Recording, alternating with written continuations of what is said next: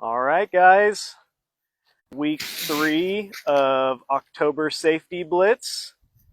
Andy, like always, is taking me in the middle of nowhere. But there's a reason for that. We got something, for today's topic, the reason why we're kind of out here. It's all over. But I'm just going to wait a minute or so for people to get in here. Comment if you get in the live stream. Say what's up. Say what you're doing. But like always, safety message, obviously. But if you are driving or, any reason why you shouldn't be in the live stream, just go ahead and put your phone down. We're uploading these to YouTube again. It'll be on Facebook. It'll be available later on. So no reason to not check it out later. But yeah, and then we got one more week after this. And yeah, that'll be that. So still waiting on someone to get in here. If it's a little choppy, it's because we're in the middle of nowhere. So be aware of that. But alrighty, I think I see a few people in here now. Okay, so as always, I'm going to turn it over to Andy, and he will reveal kind of what we're talking about today. Off to you, Andy. All right. Happy Friday, everyone. It's good to be back out here. Yep, I brought Chase out in the middle of nowhere. We like to keep him in his uncomfortable position. I always like to start off. This is week 3, so let's review week 1 and 2 again. So we've got on week 1, we had our bunk restraint reminders, right? So make sure we're wearing those bunk restraints whenever we're in the bunk and the truck is moving down the road. If our bed is moving, we definitely want to be strapped in. So that was week 1. So continue to keep on using those bunk restraints. Week 2, we ended up having our high-vis vest topic. So with the high-vis vest, of course, we are on the roadway again. So we've got our high-vis vest on. Just like we ask you guys to, if you are in that unsafe situation on roadside or in a busy parking lot or at a customer, make sure we're wearing those high-vis vests when we're outside of the protection of our truck. So that brings us to this week, week 3. You can probably tell what that topic's going to be. We're going to talk about speed. Everybody probably knows about speed. Some of you may even roll your eyes at me that this is a topic we're going to talk about again.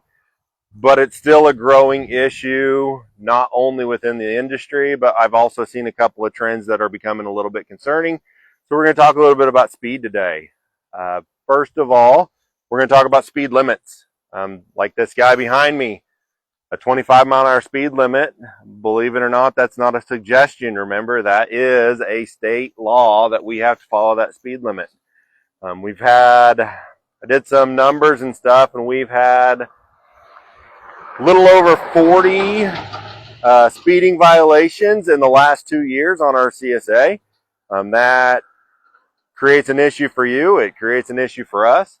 Yep, 40, that's a very small percentage of our fleet.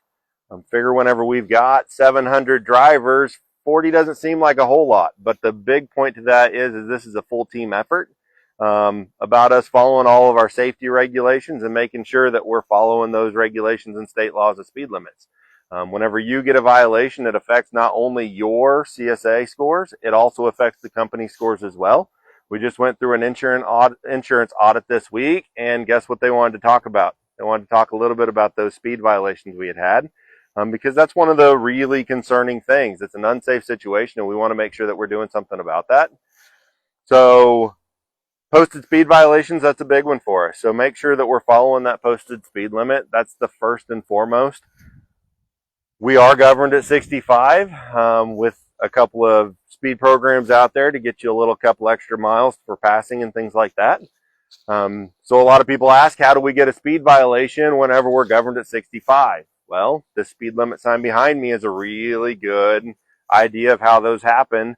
If you're at a little city like what we're in now, they have smaller speed limits. We also have some government sites or bases that they are public streets, public roads, and so they can also pull you over and give you a citation. They're still a public street, so it's very, very important that we're staying safe and following those posted speed limits. Believe it or not, if you get a citation on a government property, that's even more so a violation, because not only is it just a speeding citation, it's also a federal violation, and you have to take care of those extra steps, probably go to a federal court to be able to talk your case out. So make sure we're following speed limits even whenever we're on a customer property or something like that. Those limits are there for a reason. So let's make sure we're following those speed limits.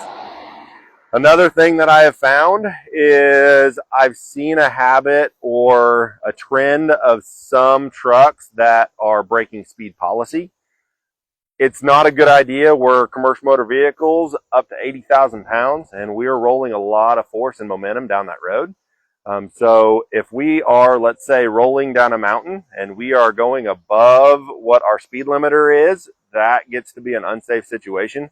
We need to make sure that we can control that speed, make sure you're using your engine brakes, your pedal with fanning motions, just making sure that you're keeping that speed back to your good, safe speed. So whenever we get flagged, we get our Omnitrax alerts, and we'll get speed alerts for if you're going 75, 76, rolling down a hill, rolling down a mountain, and we get warnings of that. So we're going to be also pretty diligent about that coming up in the near future. We're going to start messaging you whenever we get those alerts. That way we can remind you that, hey, we have to keep that speed back to a good, safe speed. We have to use speed control to be safe. Owner operators, we do not mandate that your trucks are governed.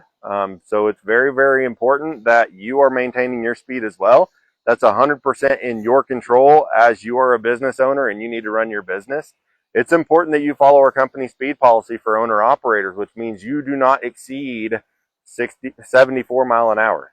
So even if you're in, let's say, Montana, where you've got a speed limit of 80, or maybe there's no speed limit in that area at all in some parts of Montana, it's still important that you follow the company speed policy within your owner op policy as well. That way you keep back to that safe speed so we can continue to be compliant. We have those agreements with our customers that we're going to stay safe and stay back behind those speeds. And so make sure if you're an owner operator, even though we don't govern you, make sure you follow that speed policy and you stay at 74 below. Company trucks, make sure we try to stay around that governed speed. There's a reason that we have governors on our trucks. It's important that we stay safe, stay at a safe speed. I've talked many, many times already this month about time equals safety. I need you to take the time to follow the speed limit, to be able to go with safe speed. They do a lot of research and data whenever they're coming up with their speed limits. The reason for that is the safety. And I don't think that there's any driver out there that wants to call me up and say that they've got a citation or they've had a accident due to a speed or anything like that. So that's the importance of what we're talking about today. Make sure that we are following all of our posted speed limits. Make sure we're also following those speed policies, staying at that good, safe speed, and take the time to be safe. Take the time to put those bunker restraints on. Make sure you put those seat belts on. There is another one there below us that just happy it's there. Buckle up. It's the law. So make sure we're buckling up, and then use good speed control. Follow those regulated speed limits. And that's my big topic for this week. We'll have another one next week. Next Friday, we'll talk about another topic. For now, watch those speed limits. Be safe out there. We appreciate everything you do on a daily basis.